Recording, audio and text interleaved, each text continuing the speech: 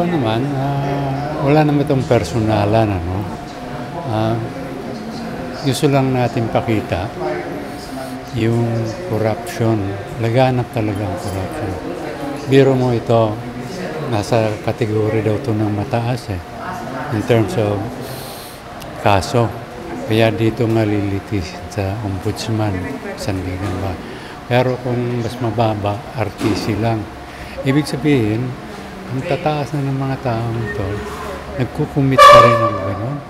Tsaka, ang isang nakakataka, yung kaso namin, pwede naman i-dismiss lang. Bakit tayong puputukan pa kami ng 80,000? Nung unang marinig ko yan, nung mahuli si Fiscal sa entrapment, actually, naawa ako Pati nga yung mga pamilya niya nandyan.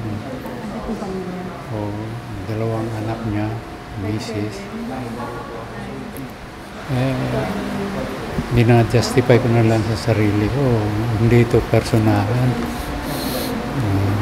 Pinapakita lang natin na ang sistema talaga ay malaking pagkukulang. Ano masasabi niyo, Dok, sa effort na ginagawa ng NUPL dito sa bagay na ito?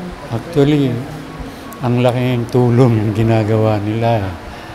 As a matter of fact, siguro gusto kong magpasalamat sa NUPL at saka kay Justice, sino to? Secretary of Justice de Lima, kasi siya ang nag-facilitate nito, yung entrapment.